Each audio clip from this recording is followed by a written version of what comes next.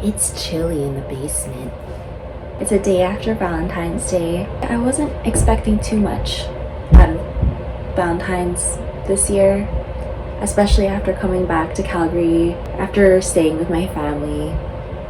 I didn't want to have any yearnings that I was going on a date or just had something more romantic going on. Really focused on my sisters heavily yesterday. My dad and their mom was at work. I downloaded this fun interactive math app that I could kind of teach them math with. My dad kind of asked me to do that, but I thought it would be a fun way to find a fun game and then also have them write it on a piece of paper so they could do both type of learning styles. It was almost like a glimpse into what homeschooling would be like. That's something I'm pretty adamant on. I'm gonna homeschool my kids, and when they're more advanced into what I can teach them, I would definitely prefer choosing individual tutors for subjects rather than putting them in school. I don't want that for the people who are like, they're gonna be socially awkward and weird. No. Extracurricular activities. So if I see that my children are excited about like a sport or a musical instrument or something that would involve them around being around others, I would put them in that. I want to be at a space where I can provide those things for my kids. Until then, I'm not in a rush. Just don't ever want a child to feel limited on how they want to expand in this world. To balance their attention and my hobbies was definitely hard to do yesterday. I feel like I do need to request alone time to come downstairs. Yesterday though, it was a lot to constantly have two different little humans want different types of attention from you. I'm grateful to see what life would be like around 6 and 8-year-olds. I would be more prepared in a lot of ways until that point. Turned down a trip to Cambodia. My auntie, one that I haven't talked to in a long time, that lives in BC, she asked me if I wanted to go to BC to visit them. I said no to that. I was overthinking how the dynamic would be there. Actually, talking to one of my cousins, I realized that I'm pretty open to going to BC at least to visit them in their home.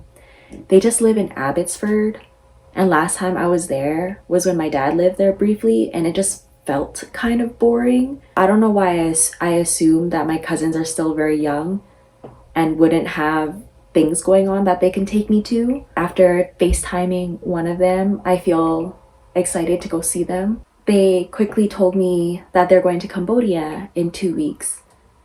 And then my auntie spontaneous was like, you want to come? I'll pay for you. This auntie is the rich one in our family. She's almost one of the only aunties I have that are very well off and have been well off ever since I was younger. I think that's why she kind of lives apart from all of us. The rest of my family have been known to ask her for help a lot. She's one of the older aunties, and I totally get it. I get why she's over there. The thought of her paying for me was really exciting. I was down to go knowing that she was gonna take care of everything. I was like, oh yeah, I'm down if you're willing to pay for it, like sure. One of the things she said though that threw me off just a little bit was she called me flat broke. She's like, I know you're flat broke, so don't worry about anything. And it made me laugh at first. Then it started to make me feel like I don't want to go with company like that. The rich that they are is kind of like in your face. My cousins grew up very spoiled and ungrateful about it. I remember my cousin had all these game consoles, but she just didn't have the newest one. And she made her dad feel so bad about it. You already have so many things. That's the kind of vibe I started to feel and remember after my auntie called me flat broke. Almost made me temporarily feel lost in what I was doing. I think overall didn't feel comfortable with that. And then when I told my dad that I might be going to Cambodia with them, he was like, I don't mind if you go, but she did ask me to pay for half of it. And that part actually made me decide not to go in general. I'm really grateful that my dad originally encouraged me to go with them. He's like, it's okay, I'll come up with the money, like, just go. And my dad has never said anything like that to me before. I remember wanting to take singing lessons when I was younger, or wanting certain things. He would always say no because of our financial situation. I don't know why I'm getting emotional right now. Last night, while I was trying to decide if I wanted to go or not, we went to Costco. He got me new shoes, new clothes. It felt kind of cute for Valentine's Day. I was like, oh, this is kind of like my first Valentine's Day I'm spending with my dad. My sisters were with us too. Mind y'all, when I first came in the house, my dad threw away my shoes. They were like the same Air Forces I wore for years straight and throughout my whole homeless journey, so they were pretty beat up. And my dad took one look at them, he's like, we're throwing this out. I'm really not someone who cares too much about stuff like that too heavily, so if other people want to help me with those things, they do. I've been shamed for my shoes for a long time. I remember my old best friend hated the shoes I was wearing, so she bought me new shoes for Christmas. It's funny. Let's just say me and shoes, I just really don't care. Also, throughout my whole home freeness, it's hard to carry other shoes with me, so I just was like, whatever I have on my feet is whatever I have. But the Costco bill ended up being a little bit hefty with other groceries and things like that. I saw my dad's energy change, being really open to wanting to help me, to being really concerned and worried, and I just didn't want to feel like a burden to him, to be honest. I did tell him that, you know, this is not going to be my only chance to go to Cambodia. Honestly, I always kind of pictured that my first time going there would be with him. I always feel so bad when it comes to money and my dad. I don't know, I always felt this way ever since I was younger. I never wanted to shame my dad for it. I never was like, why don't you have more money? I never said that to him. Instead, I just tried to make it work, which is why as soon as I was able to work myself, I did.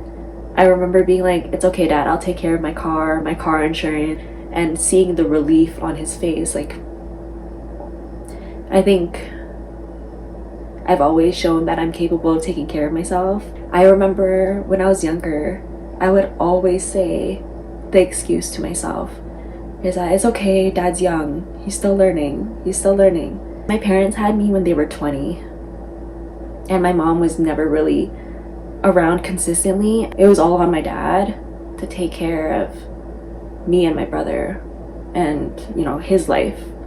That's how I also felt when I turned down Cambodia.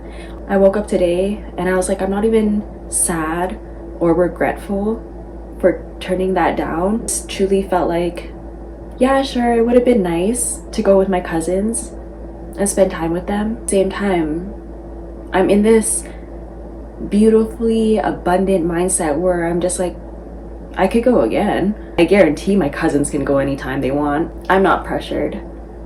When I do leave this house, it'll be completely on my terms, and not in a way where I want to control everything. I would rather travel knowing I had money to spend. It's one thing to feel like, oh, people have to pay for me for food and stuff, and I know Cambodia is like way cheaper than Canada. What comes to mind is, what if I want something? I don't want to have to ask and potentially feel bad for asking to receive it. I would rather just want to buy it myself. I thought originally when my auntie said she'll pay for everything, I just felt like, oh, this will be like a fun sponsored trip, you know, where things are actually taken care of for me. And that's okay, I completely understand. Even when I was saying the potential to go to Cambodia, my sisters, on one hand it was sweet because they didn't want me to leave at all. They've grown very attached to me, and it's only been 3 days, but I can see why, because I let them be themselves, applaud their creativity, their laughter, their fun, whereas their parents are more like, be quiet, no, do it like this, do it like that. Like, they're more strict and rigid and controlling. I've never really been controlling towards them. I can see why they've grown really attached to me, but I also realize they're kids. Their worldview is what they really see. They've had time off of school, now it's their weekend. They definitely see me a lot. Every hour they were like, don't go to Cambodia, don't leave. I think when I do plan to leave this house, it'll be a little bit more low-key. I feel bad that I want to kind of approach it on a more last-minute basis with my sisters. The vacation was going to be 10 days out, and they were already so upset. At the same time, I don't want to give them the energy of abandoning them either, because I know what that feels like. It's a hard place with my sisters. Like, I genuinely don't want to just leave them, but I know I'm not at the stage in my life where I have to provide or take care of them. Their mom, she's like, make sure you do find some work and end up having some money so you can end up taking care of your sisters, because you don't know if me and your dad will pass. I was like, oh my god, why are you talking like that? Like, my stepmom is 36. It's like, if you're gonna worry about death so much this early, that's just putting a lot of pressure on absolutely everybody, even her daughters. That kind of pressure doesn't impact me anymore because I grew up with my grandma, and my grandma put death over me for ever since I was young. She would use that excuse for absolutely everything. I don't know if y'all know this. I don't know if I even spoke about this, but I got married, or not, I had a wedding in Laos because she used that excuse on me. I'm not formally married. The wedding we had was more of a religious ceremony. It was because my grandparents just finished building their farm, so they asked monks to come and bless it.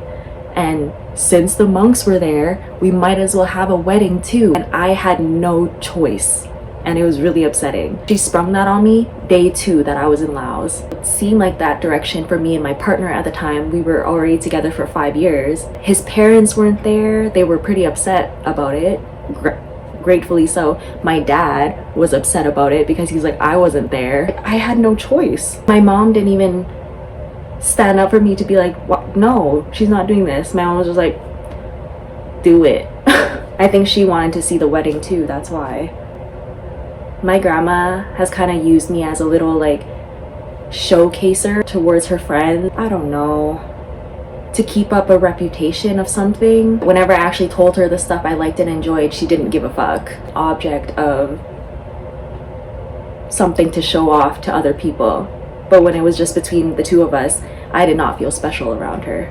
I'm saying this all to say, family can't pressure me towards anything anymore. I grew up wanting to be the provider for my family. I had so much freaking pressure in my head to be the one to succeed so I can take care of everybody. And I cannot do that anymore. That kind of mindset almost killed me. Even telling my family about my accident and not hearing anything, I can't keep working so hard to people who don't care if I did end up dying. Especially won't listen to my stepmom about it. I don't know if y'all can get the clear idea about how I feel towards her. Don't care to listen to that kind of pressure anymore. Also, the more you worry about death and stuff, the more illnesses and sickness will come to you, because that's what you're constantly thinking about. Ever since I came here, she's been pressuring me to change my healthcare, get a health card, go to the doctor. I haven't been to the doctor since this accident. I just feel like there's more holistic ways of healing and helping yourself. And of course, if things get really bad, go to the hospital, go to doctors.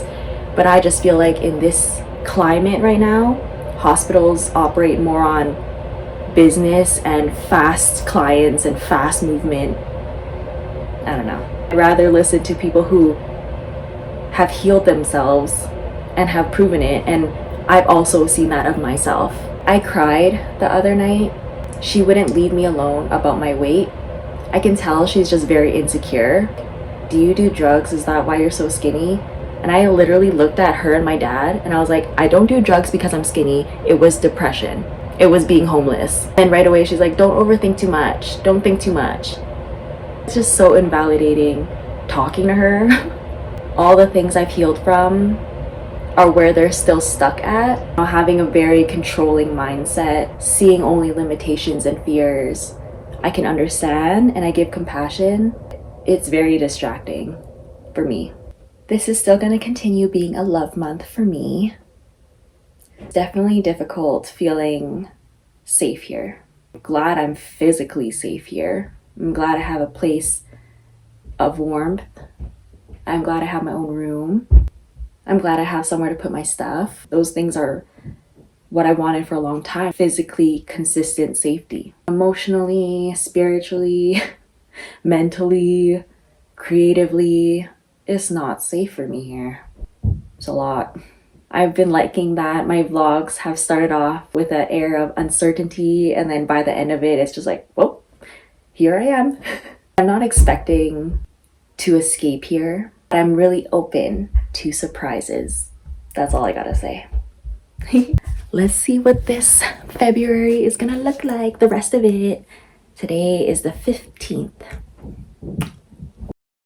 I like recording in the kitchen because it's just beautiful natural lighting and I love natural lighting. It's February 18th. Had a meeting in the morning with potential mentors within the spiritual space. Want to get into this little academy so I can be around a community and actually have constant conversations with other people doing spiritual work, just diving into esoteric wisdom in general. I want to be around that more, and I even want to have a structure to learn more about it. He said I fit right in. My only stop was the money, but hearing the price of the academy didn't stop me from wanting to do this. I'm now in a mode of, okay, I'm trying to see what aligns with me so I can create the abundance to do that schooling. It is through a bi-weekly payment. After talking with him, it felt like I finally have material direction to go towards instead of just making something work anywhere and just creating from that. I'm so grateful that I've consistently done my YouTube throughout my whole journey of the past 3 years. I've always just wanted to see where it would go though. I'm so grateful I have a direction to head towards now. I think being in a school like this is going to help me so much in so many ways and ultimately feel the community that I've always desired for a long time after diving into a spiritual path. While I was getting ready or wanting to get ready this morning, the meeting was at 9:30. I woke up at 8 o'clock and that was the first time I woke up this early while being here. I went to try to take a shower and everybody had a problem with it. My family doesn't shower daily and they're not comfortable with me showering daily. But I love showering daily. I've done it for the past decade. And within the last year, I've changed showering into becoming a cleansing ritual for myself. I like to start my days off in the shower. It feels like a renewed energy. And to feel like now even that is a problem amongst all the other things that I do. Oh, maybe my time is coming up because it seems like every small thing that brings me peace, someone has something to say about it in a way where they want me to stop it. I can't not shower every day. I just feel like that's so nasty for even the feminine power I'm trying to dive into. Vagina holders, we discharge every day. What, is that supposed to build up down there and only be clean when you wipe to use the washroom? That's not my vibe anymore. I don't want to feel dirty.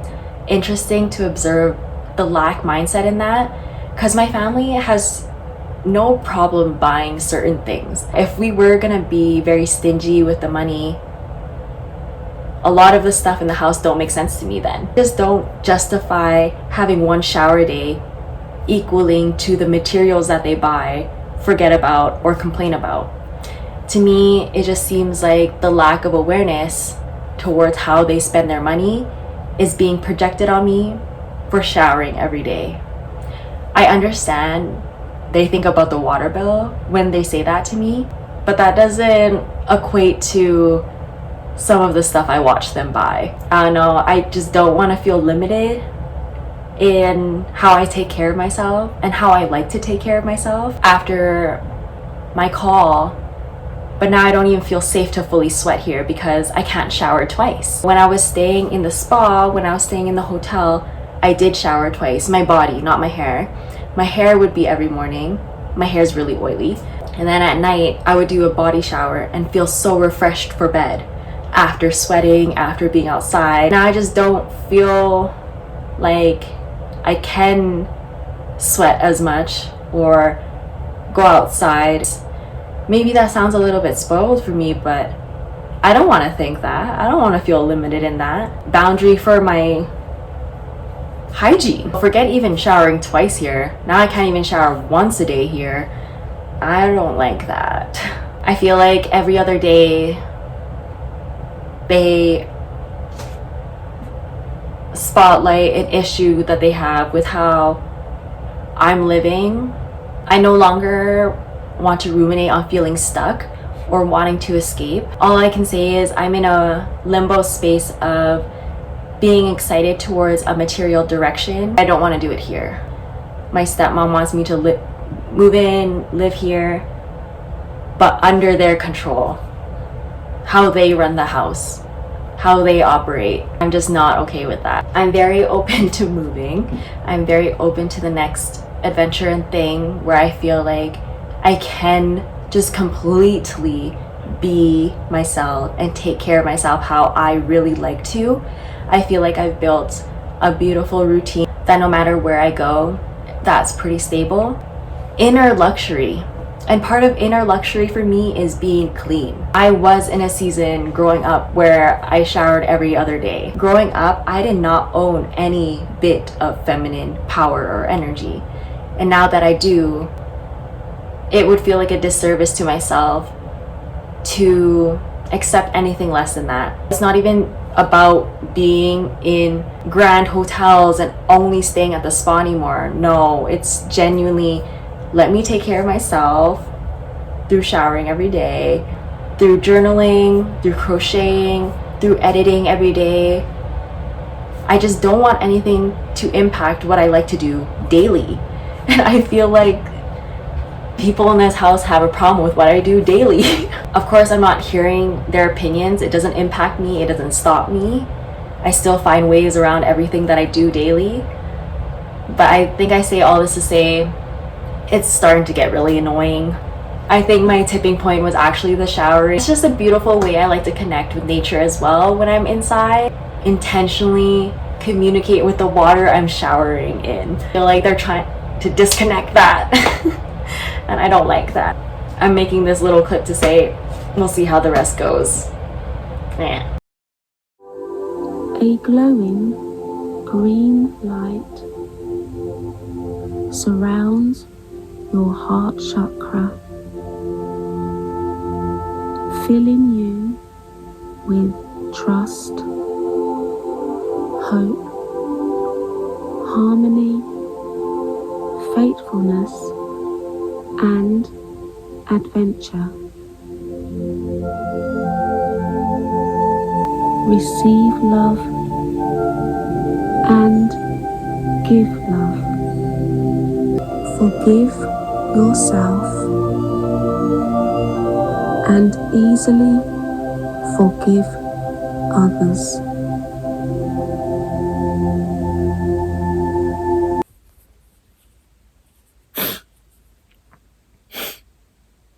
I just finished doing a heart-centered Reiki meditation. The meditation I've been doing for a few years now. Each day is centered on a specific chakra, depending on the day. For me, Fridays our heart chakra days. After hearing the forgiveness part, I started to cry.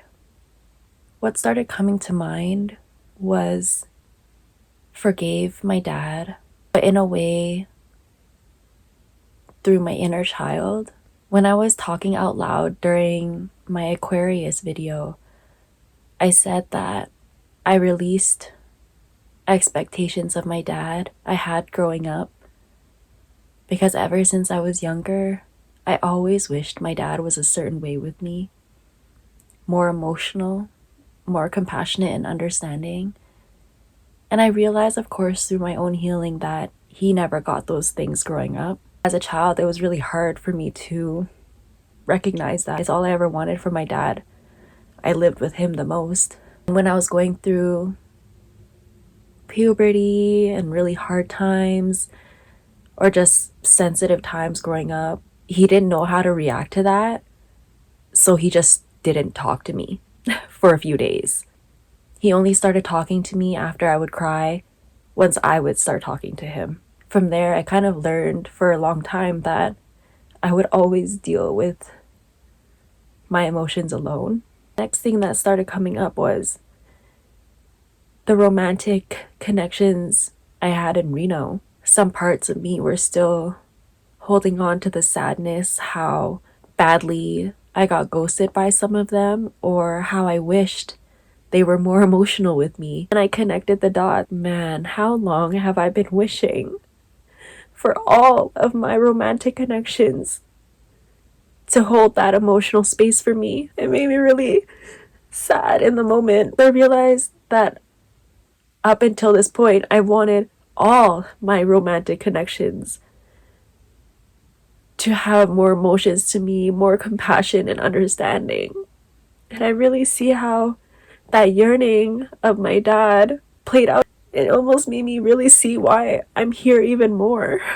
I really needed to break that cycle of expecting these guys to be that for me. I started smoking weed basically every day since I was 25. My ex, my last relationship, showed me that he smokes to ease his anxiety. And with that reason alone, that's why I never stopped smoking every day for the last 3 years. Weed became my crutch to handle my emotions when I felt so overwhelmed. For that, it was drinking and overworking. Weed was something that genuinely helped me slow down at first. I'm going to use my time in Reno as an example. I really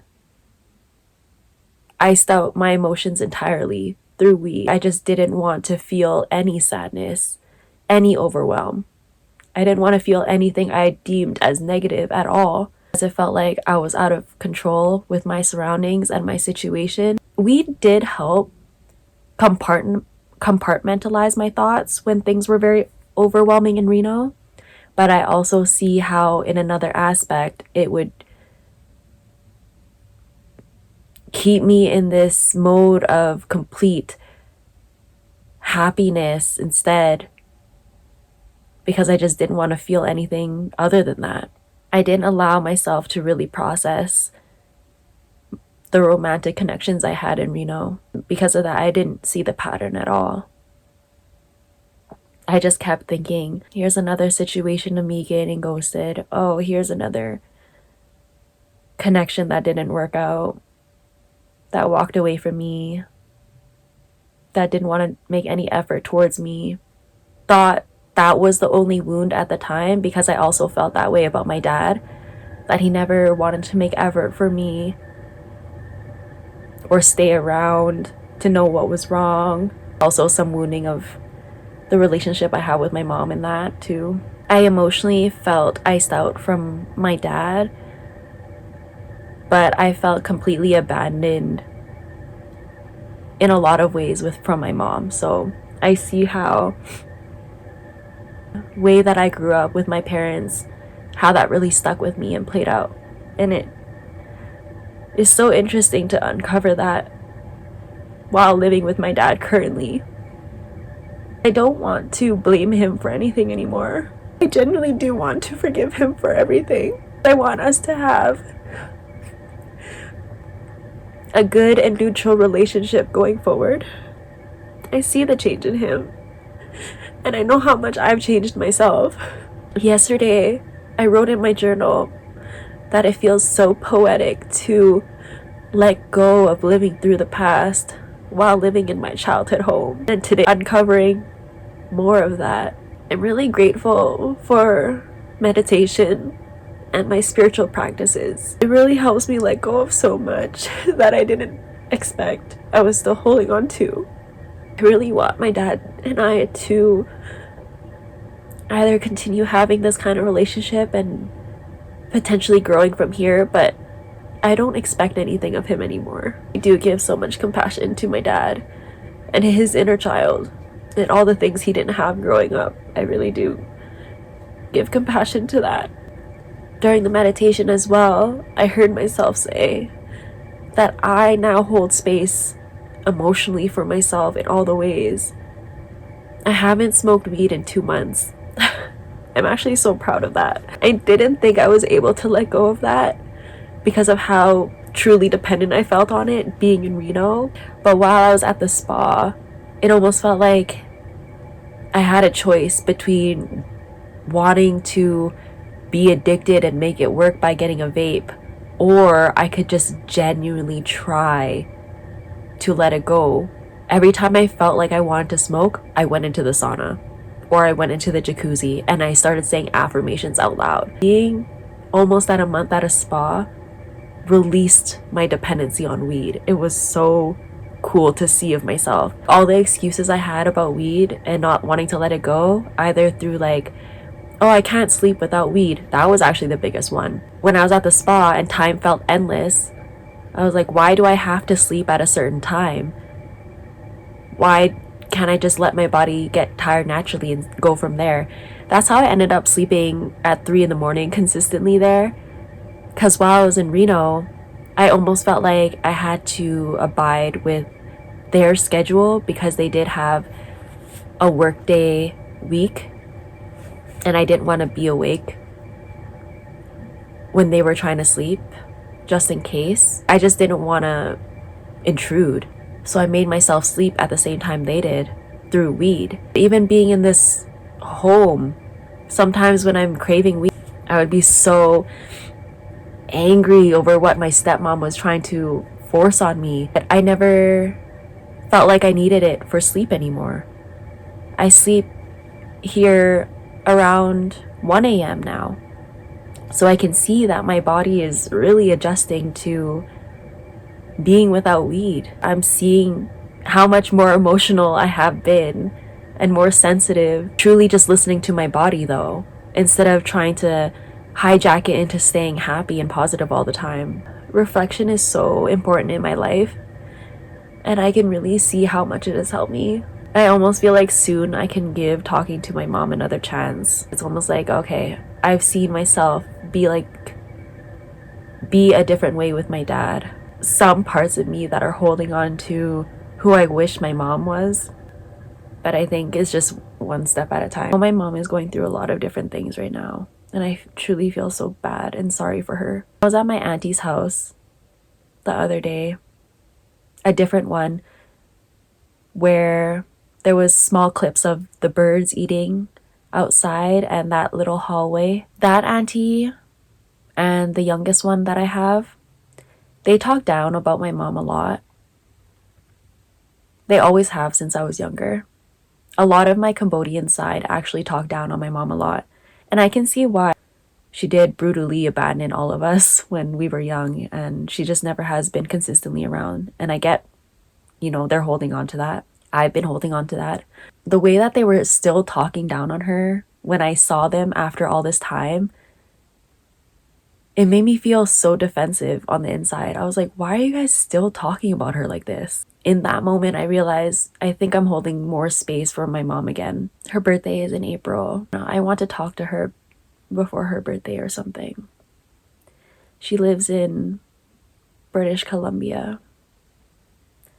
I don't know if I'm so much as ready to go see her, I don't know. At the same time, maybe I am. I didn't think I was ready to see my dad until I was. This feels so big to say. I just didn't think I'd be able to hold space for my mom like that for a long time. I am so grateful for my healing journey, to see the other side of myself like this. Now that I gave myself more compassion, love, and understanding that I've always wanted from my family, now that I'm able to consistently give that to myself through sad, angry, and happy times, now I really feel like I can hold space for those who can't do that for me right now. I really see how I'm meant to lead the way in that. I've seen myself as the generational curse breaker for so long, ever since my abortion. Now it's like on an emotional, deeper scale, and I see it. It felt like a burden a long time ago. I felt like I had to be the one to do this. Now it's like I want to, because it feels so natural for me to do it to myself. Growing up, I was very detached to my emotional side. I didn't know how to process any of it ever. After this accident and knowing the reason why that happened, I had no emotional regulation when the accident happened. I didn't know how to calm myself down at all, especially without weed. Now I do without it. I think that's just the biggest takeaway I have of February, realizing I can really be okay without something else. That I have all I need within me. That's just so powerful. When I'm in the shower, something just happens to me. Focus on music. I also was still thinking about a lot that I uncovered in meditation. Right now, I'm going to pick up my sisters from school. So freaking cute. I'm so glad that when they started to ask me to do this, it got warmer out. I'm just grateful for that. It feels so good to be refreshed in the shower and now walking around in my neighborhood. I do want to go for walks, but I just don't want any snow in my shoes, and it's still in the process of melting. I might wait a little bit. It's so nostalgic walking this walk because I did this growing up, and now I'm just picking up my sisters. I used to be a patroller. Now they don't do any patrolling anymore. I think that's kind of sad. This is the room I'm staying in on this bed. This is the downstairs bedroom. It's so new to me because this was not like this before I left. And then the basement here is not how I saw it, remembered it at all. Like these walls were cabin themed. Like they look like the wood, the whole shenanigans. And my dad did such a good job. He did everything basically by himself. The hardwood, the walls. My dad is such a type where he loves to keep really busy. And even in the bathroom, this is the bathroom downstairs. Beautiful. Of course, there's like some minor detail where you're like, ooh, but for someone who did it completely by himself, I'm not even gonna complain. Good job, Dad.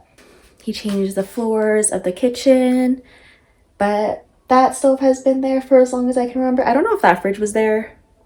Not sure, I don't remember. The sink, all of that.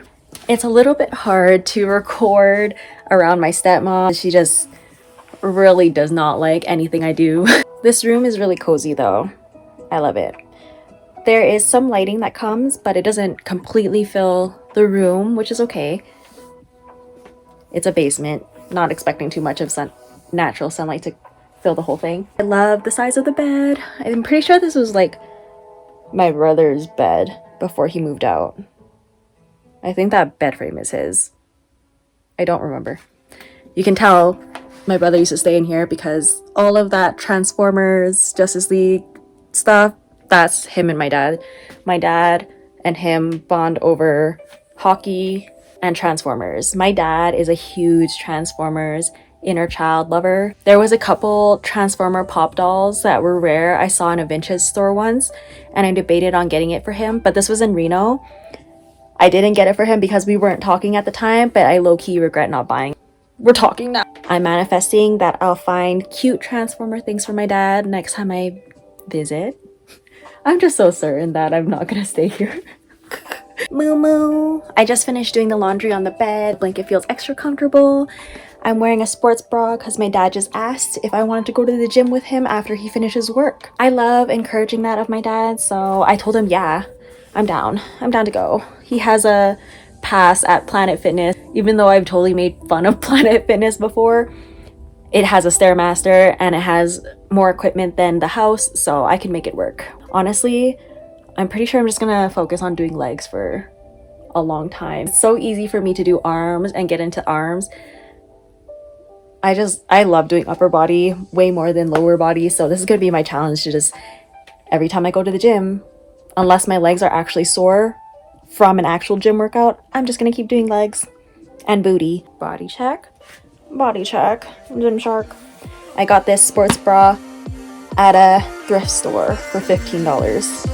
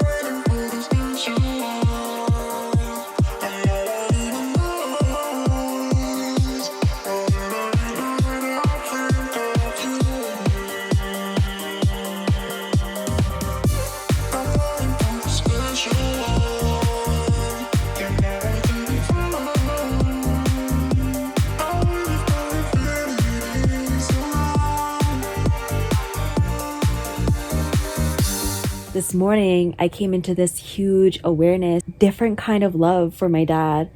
And then he messaged me to go to the gym a couple hours after that. And this is the first time we've ever done something like that, especially just us two. And it was cute. Granted, he stayed on the treadmill and bike for fucking an hour and 15 minutes. Really happy he did that. I'm really proud of him. For me, I was so excited to use some booty leg machines, so I'm glad that I got a really nice workout for my legs. I've been craving to do something like that since leaving the spa. Now I'm one of my dad's buddies for his Planet Fitness gym. Honestly, Planet Fitness was never a gym I ever really wanted to go to because of its reputation for being a bit of a lazier gym. But I'm glad that my paradigm shifted, because when I went there, there was so many people. Actually, almost everybody was genuinely working out. I'm glad I spent time with my dad like that. One family member down, let me call my grandma today. And then I learned that my grandma's actually coming to Calgary next month. Like, what the frick? She's coming in actually like 3 weeks. That was a surprise as well. She has some things she needs to do here, but I do worry a little bit how she will be getting here by herself. We're not going to overthink anything though. It's only because my grandma just talks so much about not being able to do a lot of things. All I can see is just such a strong, heavy victim mindset, and I feel so sad for her. It was kind of empowering because there was nothing in me that was like, I need to solve this. I need to solve her emotional turmoil. Like, of course, when she's here, I would love to see her, but she wants me to stay in Calgary, live with her. And honestly, and I've said many times throughout this vlog, Calgary is not somewhere I wanted to stay. I feel like this could be a really good opportunity for my mom to step in and help her mom, but we're just gonna see how it goes. Everything's being taken day by day when it comes to thinking about my grandma. I genuinely do wish her well, and I want her to find peace and happiness, but I know I can't be the one providing that for her anymore. Like, I'm the only one in the family who tries to give her positivity and uplifting, and it's so hard because she doesn't fully accept it. Like, she'll fight it. I just don't want to think about feeling stuck in any way or feeling burdened. Like, of course I want to help my grandma, of course, but I'm still in a position where I really need to help myself throughout this whole momentum. Of course, I would love to be in a position where I just absolutely can buy a house just like this with lots of extra rooms and she comes live with me somewhere where I actually end up. But I want to live abroad, you know? I don't really want to stay in Canada too much. I don't want to overthink too much of the future, because when I talk to her, I feel like I get worried about the future a lot. Something to be very mindful of for me when it comes to my grandma. I'm just grateful that my dad and I did something really cute together today. It just seems like our relationship is honestly getting better from here. So I'm just happy about that, and that's what I want to focus on for a little bit. The only rush I feel to leave this house specifically is my stepmom. Do not like how it seems every week she's telling me to get a job so I can help them. That sparks the escapism in me. Every time she talks to me about that stuff, all I want to do is leave and just be like, I don't want to take care of your stuff. I'm doing the best with my sisters. I'm watching them. I'm playing with them. But I don't want to be fiscally responsible for them. Of course, I want to help my dad, help him achieve bigger goals. For example, y'all, my dad has not asked me for rent. My dad has not asked me to get a job. He genuinely sees what I'm working on and he doesn't bother me about it. He doesn't ask me about it too much, but the fact that he's not bothering me about it is a really big thing. It's just something to be aware of, about how the escapism happens every time she talks to me. So that just shows me that I just need to put up boundaries, I think. We'll see how the rest of February goes in the next vlog. I'm gonna do the last week of February being Valentine's month conclusion, because it's still Valentine's month for me. Thank you so much for watching this vlog and hearing my reflections, seeing the evolution of how I view my family throughout this video alone. It's so exciting to honestly vlog and then just see what happens at the end. It's so fun for me. Thank you for being here, truly. I appreciate your time. I appreciate your energy. Loves, love. Never knew what I was missing. Okay, bye.